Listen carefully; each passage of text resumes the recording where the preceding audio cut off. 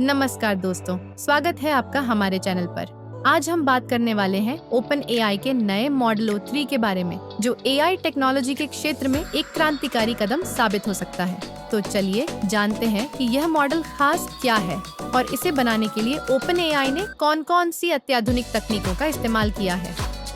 O3 एक नया AI model जो सब कुछ बदल सकता है। ओपन एआई ने अभी हाल ही में O3 नामक अपने नए मॉडल को लॉन्च किया है। O3 सिर्फ एक और एआई टूल नहीं है, बल्कि यह एक ऐसी क्रांतिकारी तकनीक है जो एआई के क्षेत्र में नई ऊंचाइयों को छूने में सक्षम है।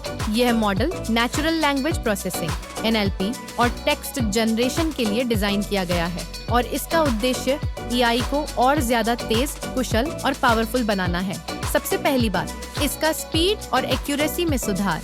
ओपन एआई ने ट्रांसफॉर्मर आर्किटेक्चर का इस्तेमाल किया है, जो O3 को बिना किसी गुणवत्ता में समझौता किए तेज और सटीक बनाता है। इसका मतलब यह है कि O3 अब टेक्स्ट जनरेट करने, जटिल सवालों को समझने और ह्यूमन लाइक बातचीत करने में पहले से कहीं ज्यादा स्मार्ट है।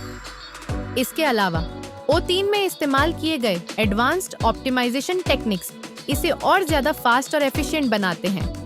इससे न सिर्फ यह मॉडल ज्यादा सटीक हो गया है, बल्कि यह कम संसाधन का इस्तेमाल करता है, जिससे इसे छोटे और बड़े बिजनेस दोनों के लिए आसान और सस्ता बनाता है। O3 को बनाने के लिए ओपन एआई ने क्या किया? अब आप सोच रहे होंगे कि ओपन एआई ने इस मॉडल को कैसे तैयार किया।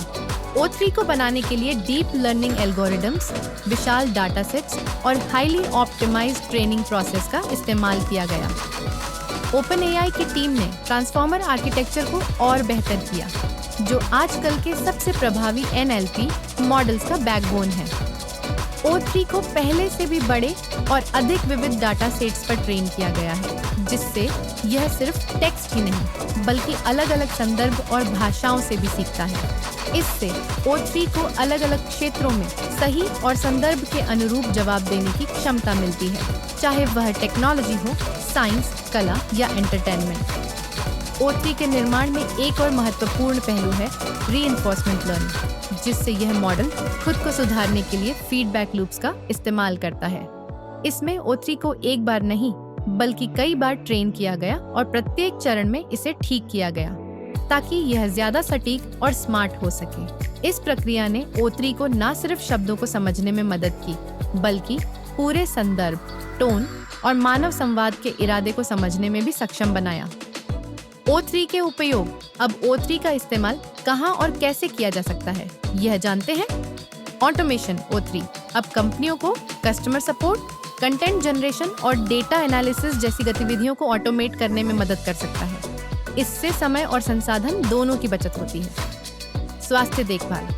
O3 को हेल्थ केयर डेटा प्रोसेस करने और मेडिकल रिसर्च में मदद करने के लिए इस्तेमाल किया जा सकता है। यह डॉक्टरों को मरीजों के जटिल डेटा को समझने में मदद कर सकता है। क्रिएटिव इंडस्ट्रीज, लेखक, मार्केटर्स और कलाकार O3 का इस्तेमाल कंटेंट जनरेशन, आइडिया क्रिएशन और यहाँ तक कि कैंपेन डिजाइनिंग में भी कर सकते हैं। शिक्षा। O3 अब पर्सनलाइज्ड लर्निंग एक्सपीरियंस भी दे सकता है, जिससे छात्र अपनी जरूरत के हिसाब से सीख सकते हैं। O3 क्यों महत्वपूर्ण है? O3 सिर्फ एक नया एआई टूल नहीं है, बल्कि यह हमारे भविष्य की दिशा तय कर सकता है।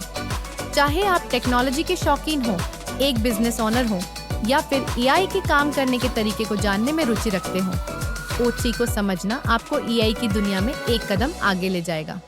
O3 के जरिए हम सिर्फ स्मार्ट मशीनें नहीं बना रहे, बल्कि एक ऐसा भविष्य तैयार कर रहे हैं जहां एआई मानव क्षमता को और ज्यादा बढ़ावा दे सकता है और हमारे सबसे बड़े चुनौतियों को हल करने में मदद कर सकता है। वीडियो को पसंद करें, सब्सक्राइब